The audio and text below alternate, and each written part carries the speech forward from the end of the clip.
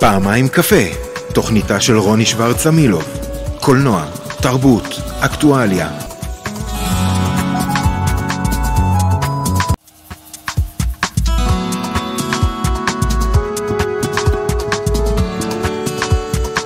פעמיים קפה, תוכניתה של רוני שוורץ אמילוב.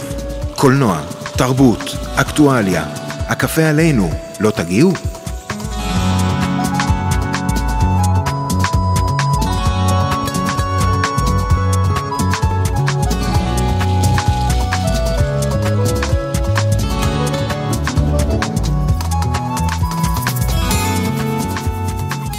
שלום לכם מאזינות ומאזינים, מה שלומכם? פעמיים קפה, שעה שנייה שלנו. אנוכי רוני שוורץ אמילוב יוצאים לדרך. עדי בר-לב. אם הכל יהיה בסדר, אני מביט בך ואומר שנגמרה תקופת הסבל. אני בוער רחוק רחוק, מחכה למשהו שיגיע, והשעון בורחות בורחות, חומקות מבין האצבעות, וכלום כבר לא קורה, אני תקועה פה בינתיים, מחפשת לי משמעות שלא תחמוק לי בין הידיים, והחיים רצים רצים, לא נחים נושמים לרגע, ואני לא עומדת בקצב, לא רוצה לחיות בעצם. ושוב זה קורה לי, ושוב זה נגמר. משהו שהיה לי טוב היה ולא חזר, עד שהצלחתי, עד שמצאתי, מנסה להיאחז בכוכב שיאיר את הדרך אליו. אני חרתי, אני נשארתי מאחור.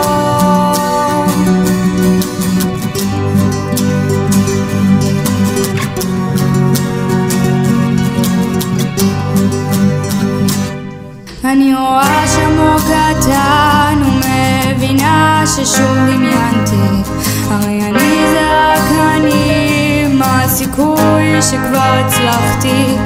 מתרכזת עמוק עמוק, מתפללת למעלה שיגע בי, מבינה שהוא יכול לתמוך, וזה בכלל הכל בראש.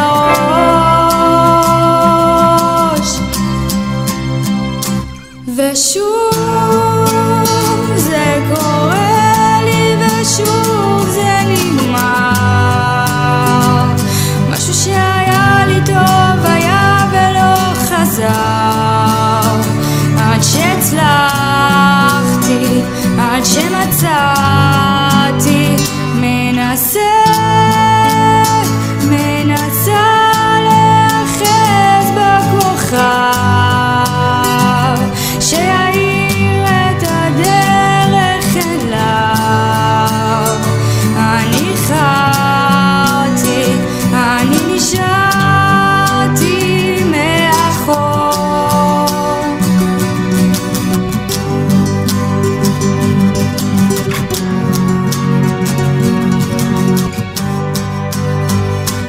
ושוב זה קורה לי, ושוב זה נגמר. משהו שהיה לי טוב היה ולא חזר. אני הבנתי, אני המשכתי לנסות. כן, זו הייתה עדי בר-לב. בוקר טוב. בוקר טוב. אנחנו הולכים לדבר על אירוע מאוד ייחודי ומרגש, הוא אירוע אנימציה מיוחד יום השואה והגבורה. הולכים לדבר על נושא של אנימציה, היא שפה ייחודית שבמיוחד בשנים האחרונות היא תפסה תאוצה גם בקולנוע ובחיים שלנו, וגם בנקודת המבט שלנו על איך להתייחס לאנימציה. אתה המנהל האומנותי של האירוע, בואו נדבר עליו. אוקיי, אז באמת חשוב לזכור שאנימציה זה מדיום אומנותי תקשורתי שלא מתחבר בהכרח רק להומור ולדברים משעשעים.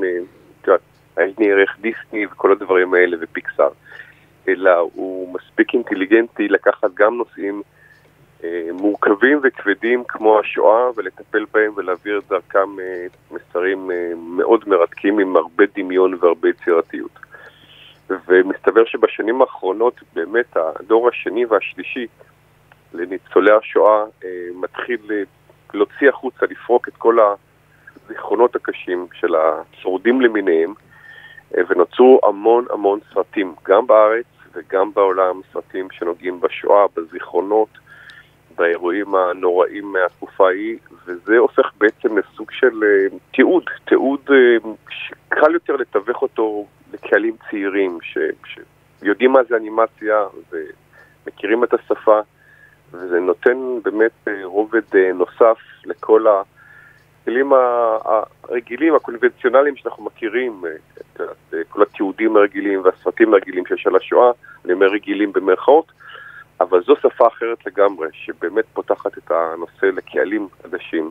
כפי שאמרת, זו שפה מאוד ייחודית שהיא מתווכת באמת את הנושאים ואת התכנים שלא תמיד אנחנו יכולים או מסוגלים לגעת בהם, ואנחנו באמת רואים את זה, שזה כלי ביטוי שפותר לנו גם בעיות של ויז'ואל, שאם אתה כדור שני ושלישי, אם אנחנו מתייחסים לשואה, או נושאים אחרים שאנימציה נוגעת בהם, שאין מספיק אולי תיעוד, אז זה סוג של פתרון בעצם, או שאתה יכול לתת מקום יותר ולצאת מהקופסה, אתה יכול יותר להתפרע, זאת אומרת, יש לך אפשרות לעוף על עצמך, מה שנקרא, אם אנחנו מדברים על הקולנוע.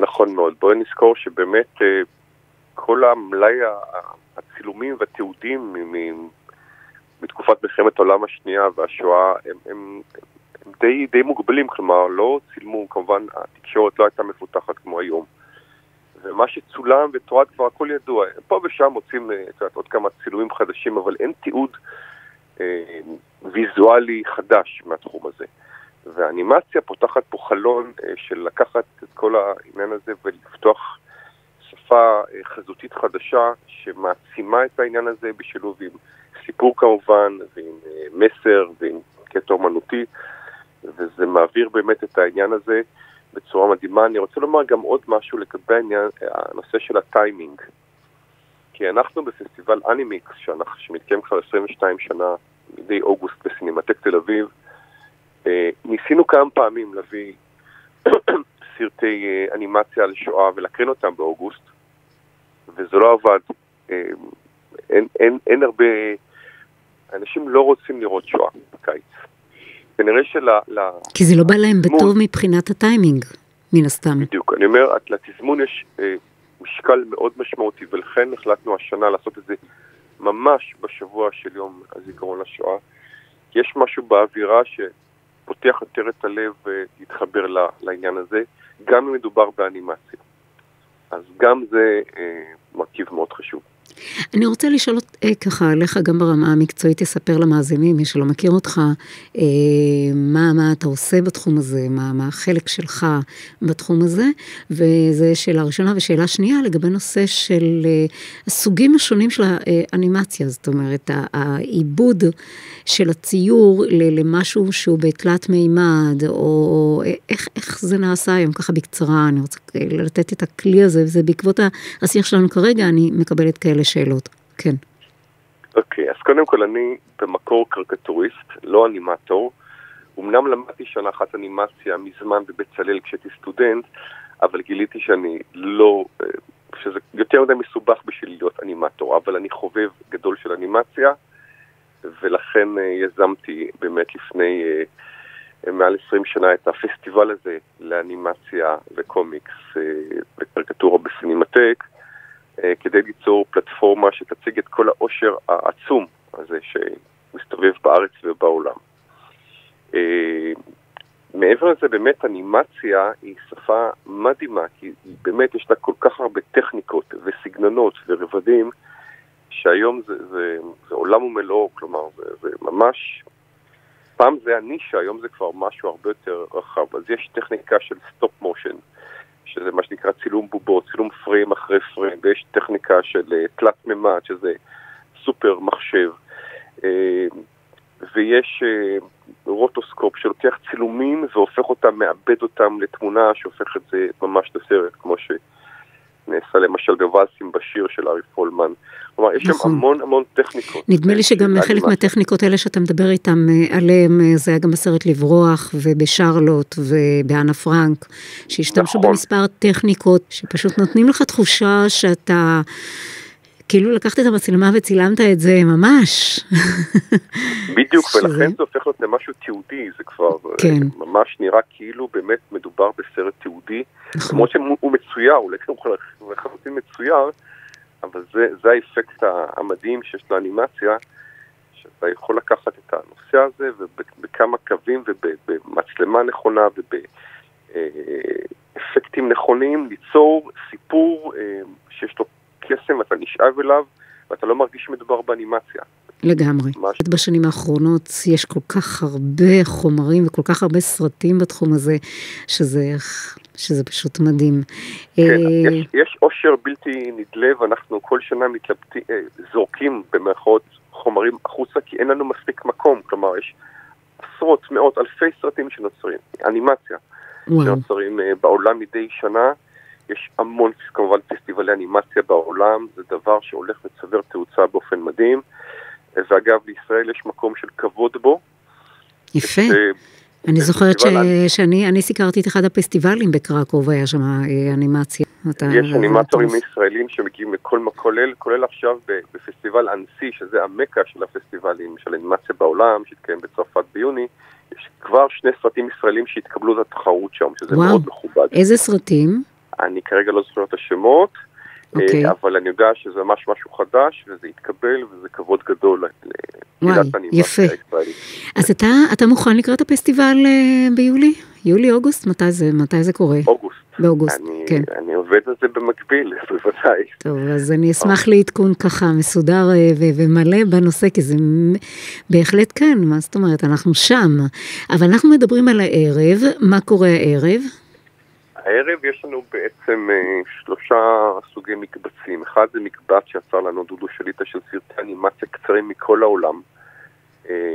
שוב, בכל מיני טכניקות של שורדים ושורדות, שזה מקבץ מרתק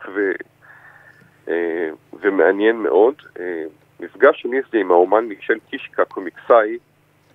כן, שהוא התראיין אצלי כאן לפני כחצי שעה בערך. כן, אז הוא באמת גם בן לניצולי שואה, והוא כתב רומן גרפי בשם הדור השני, לפני כמה שנים, רומן מדהים ומוצלח מאוד, שבצרפת החליטו להפוך אותו לסרט אנימציה, באורך מלא. מקסים. והוא הולך לצאת לאקרנים, קוראים לזה הסודות של אביב, וזה הולך לעלות לאקרנים עוד חודש או חודשיים, והוא הולך לדבר הערב ממש להביא מאחורי הקלעים של הפקת הסרט, איך הסרט הפך מרומן גרפי לסרט עלילתי באנימציה. מקסים. ואנחנו מסיימים עם ההקרנה של הסרט החדש של ארי פולמן, איפה אנה פרנק. שהוא סרט מעולה. הוא גם יצירת מופת בפני עצמה. יצירת מופת משובחת. ממש. אז יש כל כך הרבה חומרים טובים, ואני מאוד ממליץ לבוא לראות את זה. כל הסיפור הזה מתחיל בשעה. 4 אחר הצהריים, היום בבית ציוני אמריקה. בית ציוני אמריקה, היום 4 אחר הצהריים. היה לי ממש לעונג, ושיהיה היום מוצלח ומרגש. תודה. אנחנו עוד נשתמע, אני מניחה. בהחלט, יש לנו עוד הרבה תוכניות ואנימציות לראות, ולדבר עליהן. בהחלט. אז שיהיה יום טוב. יום טוב, תודה. ביי.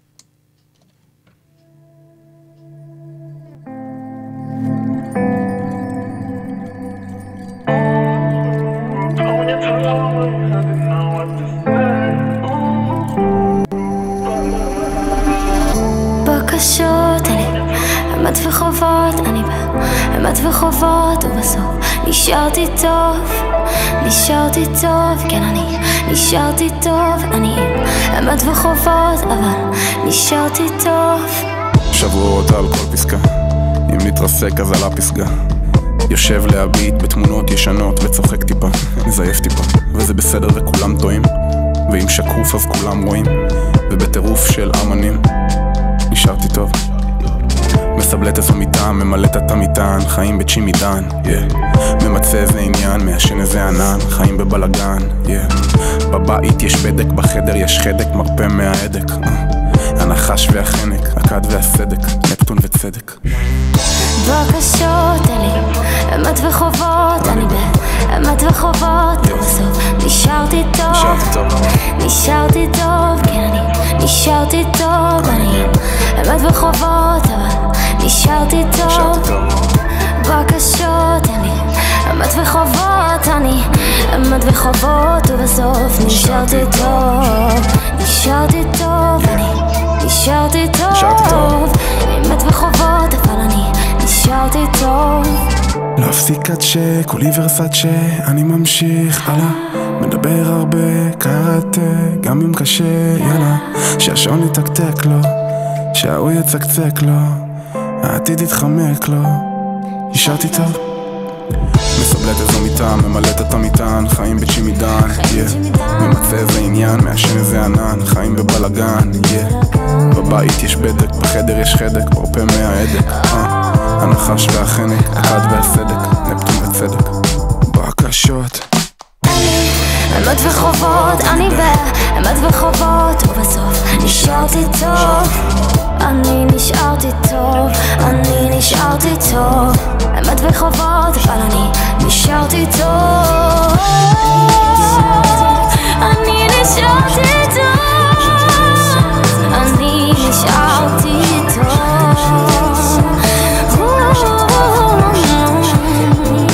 אני נשארתי טוב.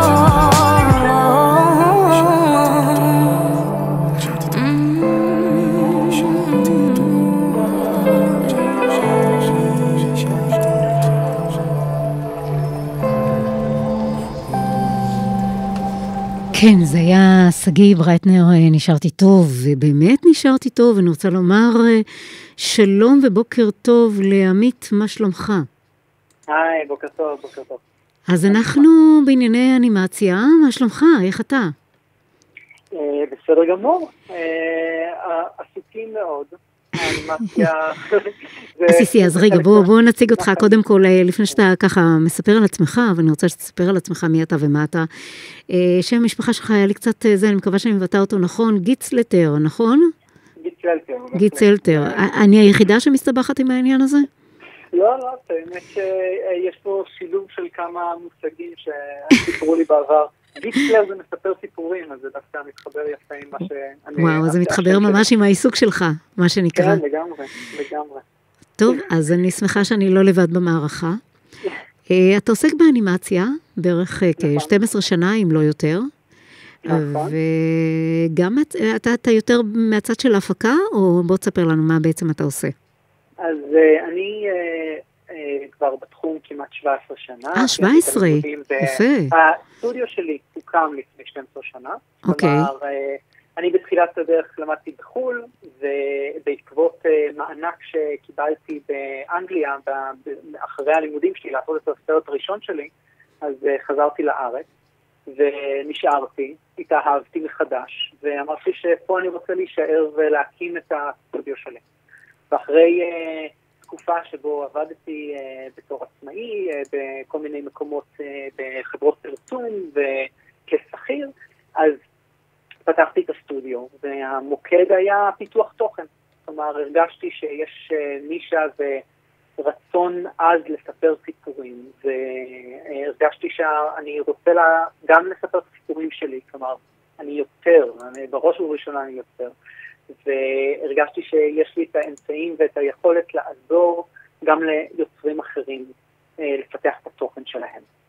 אז הקמתי את הסטודיו בשם The Hive, כברת בעברית, ואנחנו קבוצה של דבורים עסוקים שיוצרים הרבה מאוד תכנים ומפתחים הרבה מאוד פרויקטים שונים ומגוונים. עמית, זה מאוד חשוב, משום שאתה בעצם מוציא לפועל את החלומות, אתה מגדירה את זה, וזה לא קל, אתה בחרת לך תחום זאת אומרת, אם אנחנו מדברים מבחינה עסקית, תחום החדירה שלו לשוק הייתה לא קלה, אם אנחנו מדברים על 17-12 שנה, זאת אומרת, ממה שהקמת את הסטודיו, 12 שנה. לגמרי. המצב היה אז שונה, זאת אומרת, בהתייחסות לאנימציה, אז אמרנו, אוקיי, זה מתאים יותר לסרטי ילדים, זה משהו כמו פיקסאר, כמו, אתה יודע. נכון, אני חושב שזה גם בדיוק נושא שבאמת עלה בשנים האחרונות, במיוחד השנה באוסקרים, שבאמת העירו על כך שאנימציה היא רק לילדים, וזה לא נכון, לא נכון בכלל. אנחנו בשנים האחרונות אנחנו רואים תעופה מדהימה בתחום של אנימציה למבוגרים. גם היום בתור צופה, אנחנו לא מעט מאיתנו צופים בסדרות ובסרטים, ויש המון תוכן שהוא מיועד למבוגרים, לבוגרים, מסדרות קומיות ועד לסרטים דרמטיים. ואני חושב עברנו מהלך, במיוחד גם בארץ. יש הרבה מאוד תומכים נלהבים שבמשך השנים מבינים את המודעות הזאת לאנימציה, כמו האירוע שקורה מחר, אבל תשימו לב כמה דברים מדהימים מתחילים לצוץ פה. אתה מדבר על האירוע שמתקיים היום. סליחה, נכון, ב-26, אני עדיין חושב שזה אתמול. כן, זה התוצאה שאני מדברת איתך באמצע הלילה, זה מה שקורה לאנשים. לגמרי. לא, זה חלק מהחוויה. אני חושב שבאמת אנימציה זה משהו שהוא לא נולד מחדש, הוא קיים כאילו עשרות שנים, אבל פה בארץ אנחנו פתאום מגלים את האנימציה הישראלית יותר ויותר. הקרנות לקולנוע משקיעים יותר ויותר. יש הרבה יותר מקומות פוטנציאליים לצמיחה, וזה מרגש לראות את זה. אתה יכול לומר לי כמה אנשים כמוך עושים את זה בארץ כמפיקים?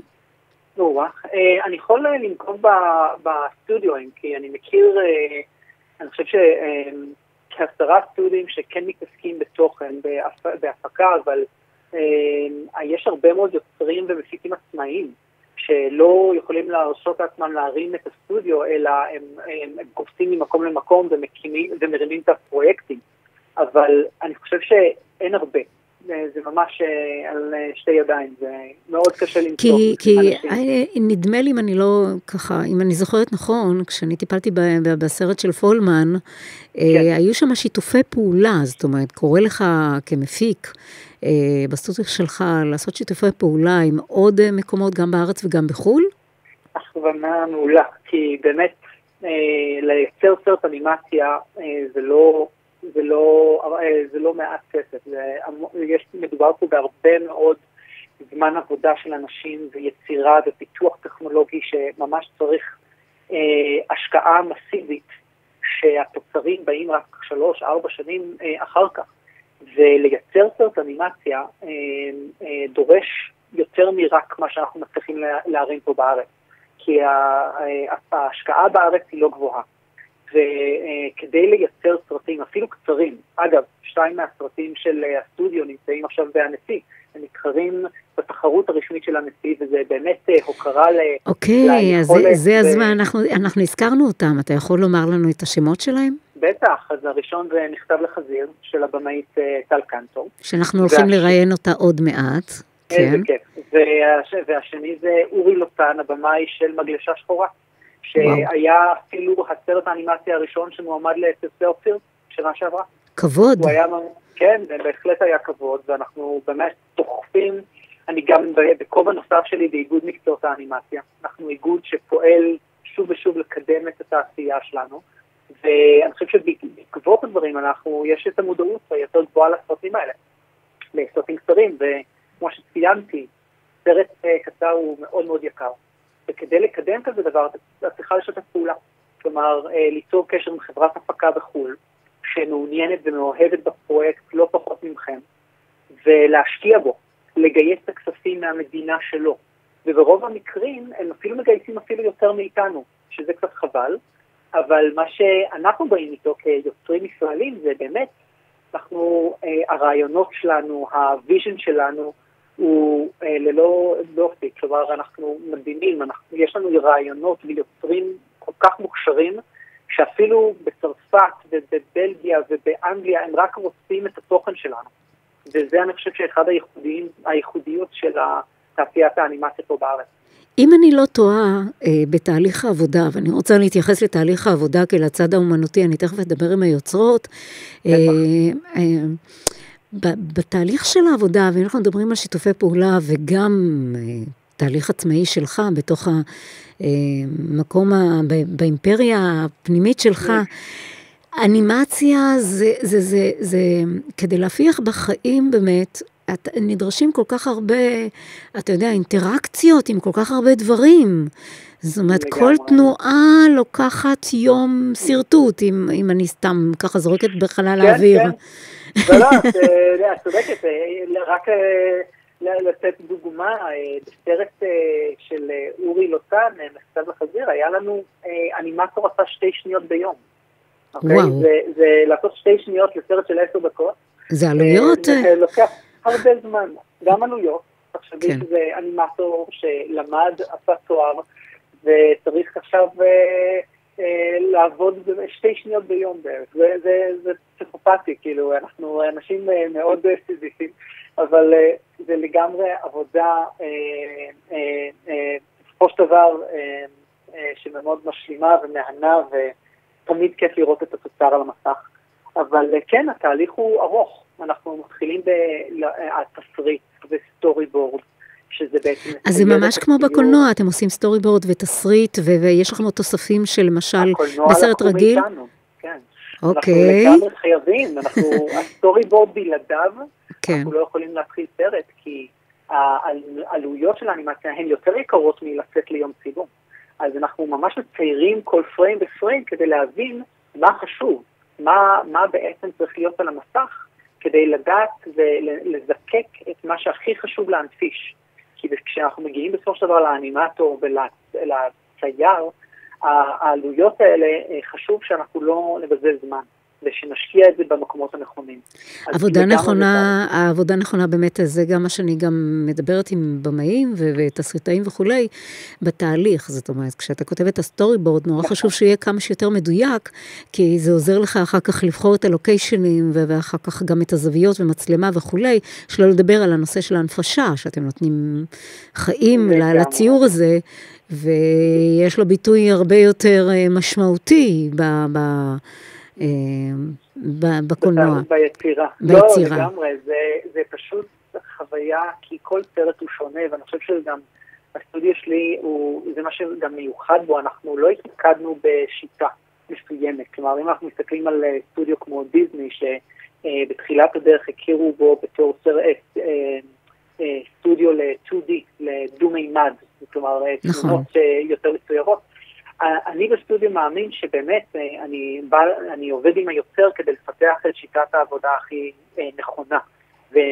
ולאור הניסיון שצברתי לאורך השנים, אני חושב שגם הגעתי למקום שאני באמת יכול לשאוב מפייפליינים, מוורקפלואים שונים את השיטות, כדי לעזור הכי טוב שאוכל ליוצר. וואו, זה מדהים.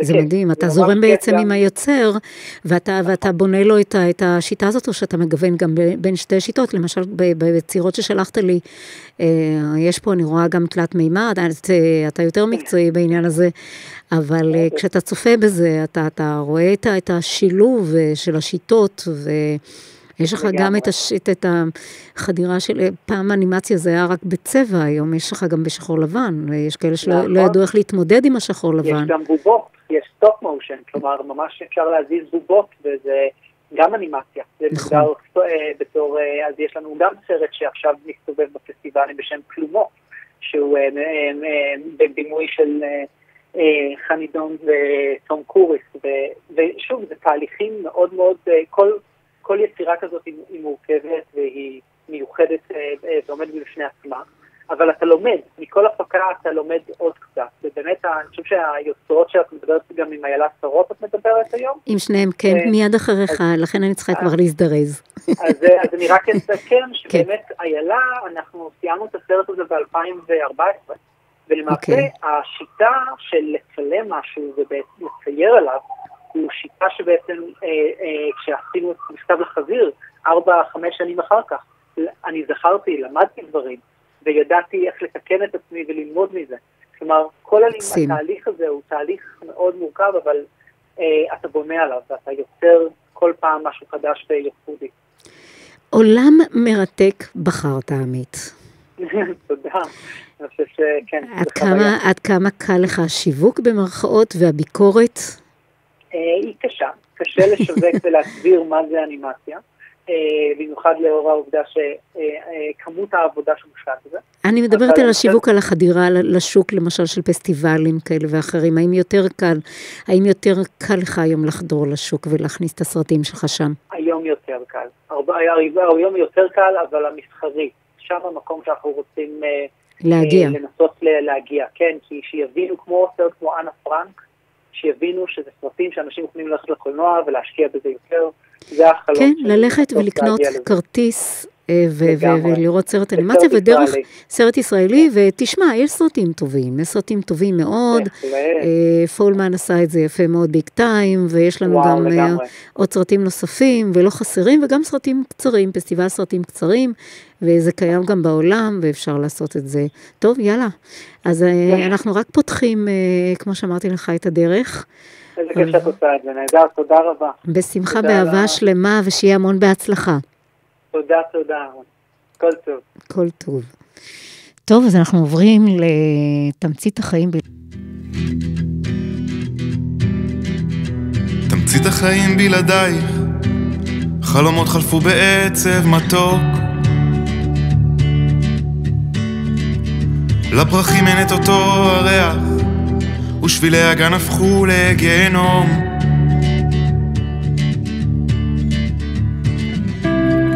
האוכל מרגיש קצת תפל, האושר לא בא בקלות, זו תמצית החיים בלעדיי, פשוט. אז איפה את?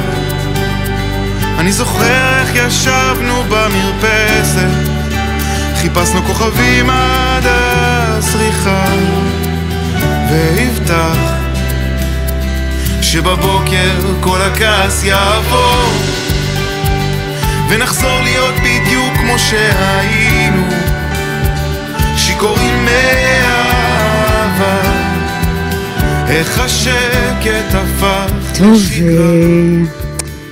אני אעשה ככה טיפה פייד אאוט לשיר הקסום הזה, ואני רוצה לומר שלום ובוקר טוב לאיילה, את במאית אנימציה עצמאית ויושבת ראש איגוד מקצועות האנימציה בישראל, ואנחנו כבר עשינו פה הקדמה למה זה אנימציה ומה זה אומר, ואני רוצה ישר ככה לגלוש לסרט שלך. לאנשים שבורים. ברור. כן. אז ברשותך בואו נשמע כמה צלילים. בוכייה, ארץ ישראל הנאה, ארץ ישראל היפה, ארץ ישראל אשר בה כל טוב, לארץ ישראל נשוף. מצחיק, לא?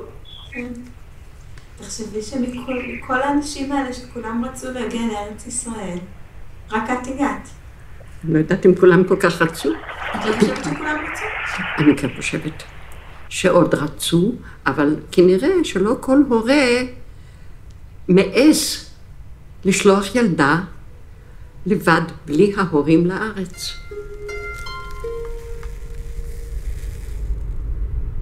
וואו, חזק. מה זה? בוא נדבר על העלילה, ותספרי לנו קודם כל על מה הסרט מדבר. בטח. סבתא שלי, סבתא מיכל רכטר, שביוני הקרוב תחגוג יום הולדת 100. מברוק.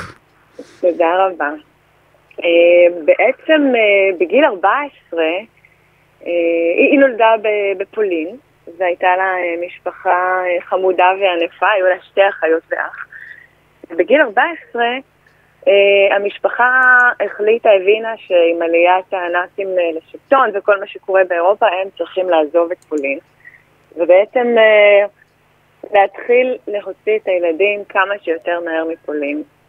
כשהרעיון היה שבסופו של דבר המשפחה כולה תמכור את הבית ולעבור לארץ ישראל. וסבתא שלי בעצם הגיעה למחנה קיץ, שהיה מטעם פנימיית בן שמן, שבה החליטו איזה ילדים הם הנבחרים לבוא לישראל. כי לא כל אחד מתאים לעשות את המסע הזה, ולכל אחד יש את הכלים. כלומר, גם פה, גם בתהליך הזה הם עשו סוג של מיון. עד כמה שזה נשמע מצמרר. זה באמת, זה נורא טוב, אבל גם אף אחד לא הבין מה הולך לקרות. לא הבין מה קורה. עצוב. חשבה שהיא הולכת לקייטנה, והיא חשבה שהיא הולכת לגור שנה שנתיים בפנימיית בן שמן בארץ, וכל המשפחה אמורה להצטרף אליה. והיא עולה, היא נבחרת, והיא עולה על הספינה ומגיעה לארץ ישראל, ושם היא מגלה שהכל זה לא מה שבעצם, בוא נאמר, המציאות היא שונה, היא בעצם תפחה לה על הפנים. אז זה העניין היפה בסרט, שסבתא שלי, כלומר מה שקרה זה שבסופו של דבר, אחרי כמה שנים שהמשפחה ניסתה להגיע, היא לא הצליחה להגיע. ובסופו של דבר היא נספתה בשואה. וסבתא שלי היחידה שנותרה, שהיא בעצם מצאה את עצמה בגיל 14, ילדה לבד בעולם. אבל הדבר היפה סבתא שלי זה שהיא בן אדם נורא אופטימי. והיא מבחינתה רואה את החיים שלה כהצלחה גדולה, זאת אומרת, וזה באמת... נכון, זה אחד המאפיינים באמת של ניצולי השואה, שהם עצם זה, נקודת המבט המאוד ייחודית שלהם, ועצם זה שהם הגיעו לארץ, והם חיים ומקימים משפחה, יש לנו הרבה מה ללמוד. בואי נאמר. הרבה מאוד. אני רוצה לדבר על העבודה שלה, אני רוצה לדבר על העבודה שלך בסרט. בואי נדבר על הסרט. יש פה שילוב מדהים של אנימציה וצילום של סבתא ודיאלוגים. ככה בכמה משפטים, אני יודעת שזה קצר וקולע, אבל זה חייב להיות ממוקד על התהליך של העבודה, של השילוב של שני הכלים המדהימים האלה שהשתמשת בהם. שזה מצלמה ואנימציה ומוזיקה והכל, נתת פה הכל. תני לי רגע להשמיע עוד כמה צלילים, אני לא יכולה להתאפק, עוד איזשהו צלילון מהסרט. בסדר. מצבנו הכלכלי כבר כתב לכם אבא, אבל עוד יש בחפצי להוסיף. נא להתחשב עם העתיד שלי כאן בגלות, רואה אני אותו רק בצבעים שחורים. הנני מבקשת אתכם בכל מאודי, ובכל מאוויי כוחותיי, לעשות מה שיש בידכם, בכדי להציל את נשמתי מאופן החיים המחכים עליי פה. שלום וברכה, ממני, מכרתיכם הטובה דבורה. אני לא הבנתי מספיק. תקשיבי, השילוב, ובוא תספרי לנו על העבודה בקטע הזה, זאת אומרת, גם העבודה שלך עם השחור לבן ולא צבעוני, והאנימציה והvoice over וכל מה שקורה כאן, יאללה בואי שוט, יש לך 2 דקות ככה. המהות של האנימציה זה בעצם, כשהמאזינים פה שומעים את הקולות שנשמעים, אז מה שהם צריכים להבין, זה שמה שהם רואים זה עולמות אחרים לגמרי. לגמרי. וידיאו שנשפך ומצייר דמות של ילדה כותבת, והילדה היא אחותה הגדולה של סבתא שלי, שניסתה להתקבל בבית ספר ולא הספיקה להגיע. אבל בעצם הסרט כולו הוא... ברוב הזמן אנחנו שומעים את הקול של סבתא ששומעים את הרעיון איתה, ובעצם הסיפורים שקמים לחיים באנימציה. אז אנחנו רואים את הילדות שלה בעיירה הפולנית, באנימציה בסגנון של מרק שגל, עם אותיות שמתעופפות באוויר. שזה מדהים, מאיפה לקחת את זה? זאת אומרת, הזריקות האלה, לא, אני מדברת לשגל, ותשמעי, האנימציה שעשית פה היא מאוד ייחודית. היא מאוד מעניינת. השתמשת כאן במספר ורסיות של טכניקות עבודה כאן, שכל אחת מתחברת בצורה מדהימה לטקסטים של סבתא, ולתסריט המאוד מרתק, ועשית פה את השילוב של הכל מהכל. זה מה שעניין אותי בעצם, שכל פעם שיש שפה של אנימציה, היא מייצגת איזושהי תקופה בחיים של סבתא שלי. אז כשהילדים כותבים את המכתב החמוד ליד ארץ ישראל, אנחנו רואים אנימציה ילדותית של ציורי ילדים על המחברת.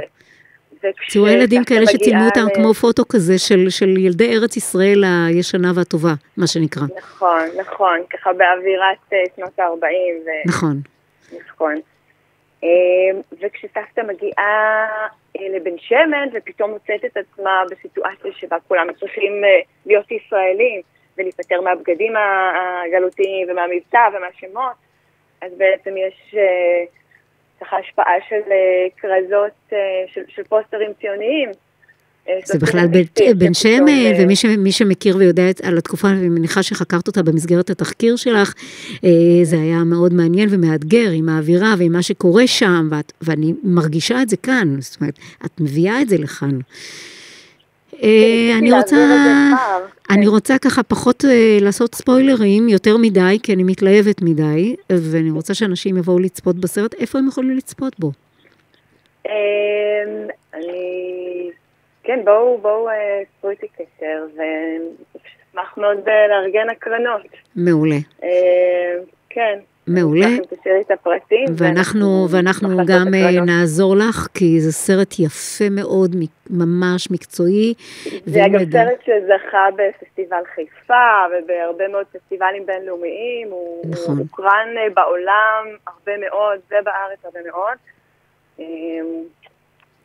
הוא זכה, בואי נאמר שהוא זכה בזכות עצמו, מעבר לפרסים שהוא זכה בחוץ, ובהחלט כן, יש הצדקה מלאה, ויש קבלות, ואם אני אגדיר את זה ברמת נקודות של קולנוע, הייתי נותנת לו 4.5 נקודות, וזה יפה. תודה רבה. יפה מאוד מאוד על התסריט, על הכל, על העריכה ועל הכל. המון המון המון תודה שהיית איתנו הבוקר הזה, ושיהיה בהצלחה. תודה, להתראות. ביי.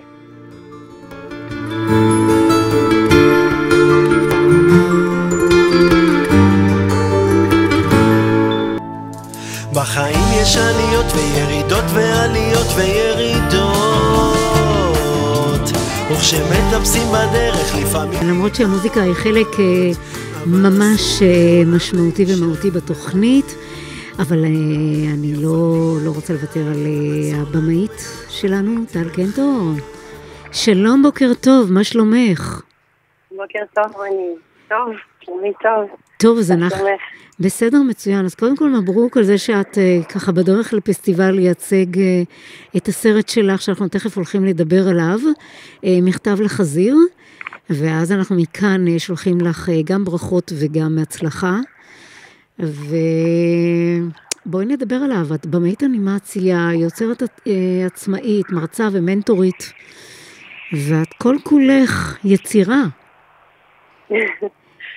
אני חייבת לומר למאזינים שאני מאוד התרגשתי כשצפיתי בסרט שלך, ואני רוצה לתת קרדיט לשניים-שלושה צלילים, ואז נדבר על הסרט. רק שלא יהיה לי קר. הייתי כמו חיה. אכלתי וישנתי עם החזירים. וגם שנים אחרי המלחמה, לא הפסקתי לחשוב על הרגע ההוא בדיר. זה לא עזב אותי.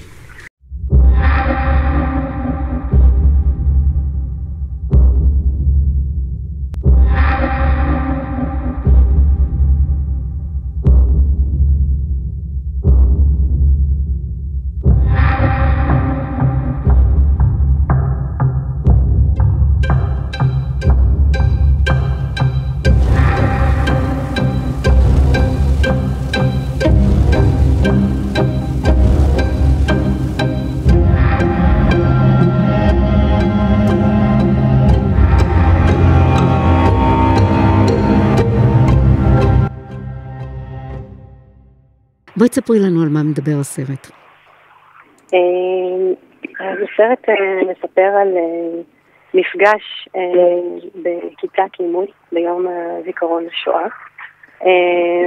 בה מגיע ניצול שואה שמקריא לתלמידים מכתב תודה שהוא כתב לחזיר שהוא מאמין שהציל את חייו בזמן המלחמה. והסרט בעצם מתאר תלמידת בית ספר צעירה ששומעת את העדות שלו בכיתה, שלא רק מדברת על החזיר, אלא גם על הרגשות המאוד מאוד קשים שהניצול חווה בהמשך החיים שלו, גם אחרי המלחמה. והיא לוקחת את כל אלו אל התת מודע שלה, לאיזשהו חלום אפל שבו היא מייצרת גרסה משלה לסיפור שהיא שמעה. ודרך הדמות השנויה במחלוקת של החזיר, היא מתמודדת עם כל מיני שאלות מורכבות על זהות, טראומה וזיכרון קולקטיבי, והגבולות של הטבע האנושי, או הקיצוניות של הטבע האנושי. אני רוצה לדבר איתך על הרעיון. הסרט הוא מאוד מאוד חזק בעיניי. גם נדבר גם על העשייה וגם על הרקורד שלך. אני רוצה לקוות שאנחנו נספיק, כי באמת את עומדת מאחורי עשייה, באמת יש לך עברת איזשהו מסלול לא קצר ומאוד מכבד, עם הסרט של לאה צמל שהתארחה אצלי גם, והיא גם עם עוד סרטים, ענת גוב. היו לך נגיעות, אבל הסרט הזה הוא נראה לי, הוא מרגיש לי משהו אחר, משהו מאוד מיוחד. תודה, אני שמחה לשמוע. אני חושבת שזה סרט שהוא פשוט ממש מעומק הלב שלי. זה סיפור שהלך איתי כל כך הרבה שנים ולא עזב אותי. ועד כדי כך שהייתי צריכה להקדיש כנראה שנים מחיי כדי ליצור אותו, עם המון המון אהבה ומורכבות לא קטנה, לגעת בנושא כזה, לטפל בו באנימציה, ויכול להיות לא יודעת, יכול להיות שמה שאת מרגישה זה כמה הדבר הזה קרוב ללב שלי, אני מקווה. תקשיבי, לטפל בעניין החזיר בנושא של יהדות צריך הרבה אומץ. לשבת מול כיתת תלמידים שעושים מה שעושים, אני לא רוצה לעשות יותר מדי ספוילרים, צריך גם, את יודעת, איך שאת מציגה את זה, את משלבת כאן בעבודה שלך גם צבע וגם שחור לבן וגם מנפישה ועושה פה דברים מעבר לטקסטים, וזה נראה לי משהו אחר, זה לא דומה לעבודה שלך למשל בסרט של לאה צמל למשל. כן, שם למעשה, אני חושבת ששם התפקיד של האנימציה הוא בראש ובראשונה מטעמים אתיים ומשפטיים, לאפשר איזושהי צנזורה, ובכל זאת להראות את הפנים של הדמויות. כאן האנימציה עושה איזשהו משחק אחר, בדיבור על השכבות השונות של זיכרון, מה אנחנו זוכרים, איך אנחנו זוכרים, הסובייקטיביות שלו, בהקשר של היום הזה, בהקשר של הנושא הזה שהוא אכן מורכב, ורציתי נורא לגעת פה מנקודת המבט של הדור השלישי דווקא, ולהראות את המרחק הזה, ולהראות את פערי הדורות, ולהראות את המקום שבו יש איזושהי חוסר הבנה של גודל הזוועות, וביחד עם זאת איזושהי ירושה של המטען הגדול הזה, לדור שמעולם לא חווה את הדברים האלה, וממש נושא את זה איתו ביום יום, בשלל אסוציאציות והקשרים ודימויים, ולהציף את זה ולהגיד, אוקיי,